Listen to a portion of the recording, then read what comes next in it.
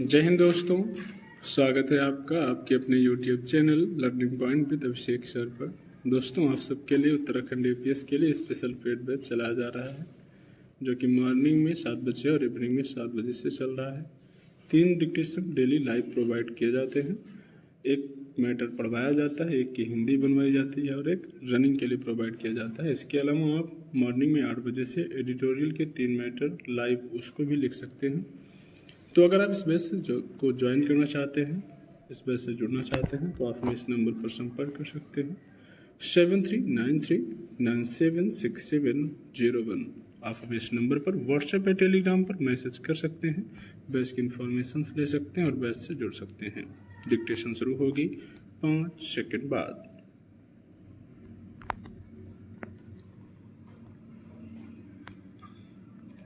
पिछले कई वर्षों से माल एवं सेवा कर यानी GST प्रणाली और इसकी दरों को लेकर सवाल उठ रहे थे, लेकिन इस मसले पर सरकार के भीतर कोई खास उत्साह नहीं दिख रहा था। नतीजतन ऐसी बहुत सारी वस्तुओं पर भी कर के रूप में लोगों को नाहक ही ज्यादा रकम चुकानी पड़ रही थी, जिन्हें अनिवार्य आवश्यकताओं के रूप में जाना जाता है।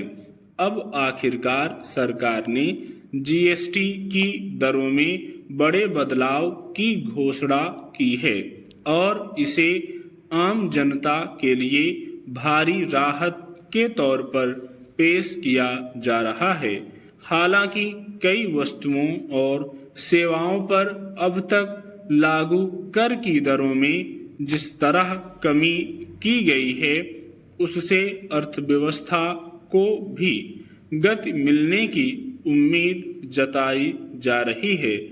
इसके तर्कसंगत होने को लेकर जिस तरह के सवाल उठते रहे हैं, उसमें यह निश्चित रूप से एक बड़ा बदलाव है, लेकिन विपक्षी दलों ने इसे बहुत देर से उठाया गया कदम बताया है।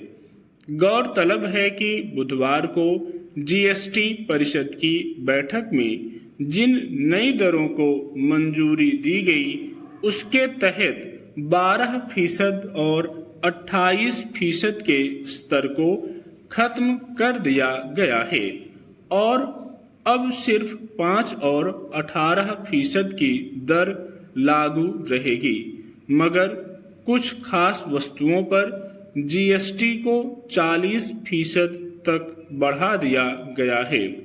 इसी महीने की 22 तारीख से लागू होने वाले करों के नए ढांचे में जो बदलाव किए गए हैं, उसके तहत लोगों के लिए आम उपयोग में आने वाली वस्तुओं और सामान्य सेवाओं के मामले में काफी राहत दी गई है।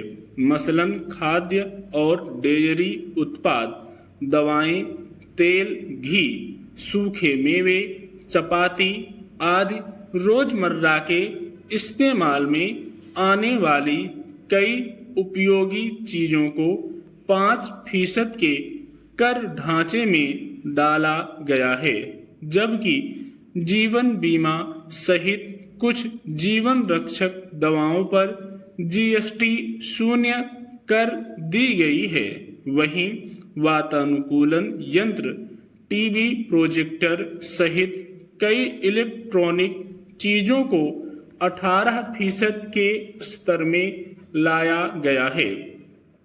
इससे इतर बड़े आकार वाली महंगी कारों के साथ साथ पान मसाला, सिगरेट, गुटखा और कैफीन युक्त पेय जैसी कुछ चीजों पर अब 40% GST तय की गई है।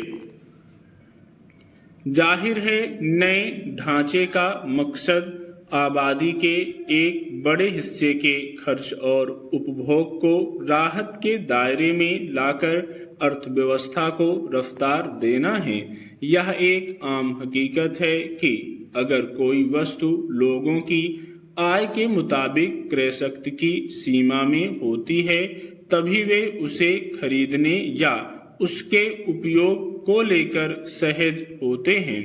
कर की दरों में कमी के बाद वस्तुओं या सेवाओं की कीमतों में जो अंतर आएगा, आम इस्तेमाल में आने वाली चीजों की महंगाई में गिरावट आएगी। उससे बड़ी संख्या में लोग उसके उपभोग के दायरे में आ जाएंगे।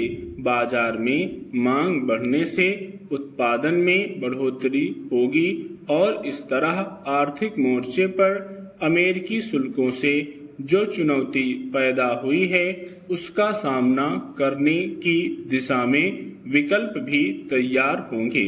यूं करीब 8 वर्ष पहले जब जीएसटी को लागू किया गया था, तभी से समय समय पर अनेक उत्पादों पर कर की दरों में कुछ बदलाव किए गए, लेकिन कई अन्य उत्पादों पर कटौती की मांग होती रही। अब जीएसटी में बदलाव की घोषणा तो हो गई है, लेकिन राज्यों की ओर से जिस तरह राजस्व क्षतिपूर्ति के लिए समय देने की मांग उठी है, उसके मद्देनजर यह देखने की बात होगी कि सरकार इस संबंध में कौन सा रास्ता निकालती है। स्टॉप।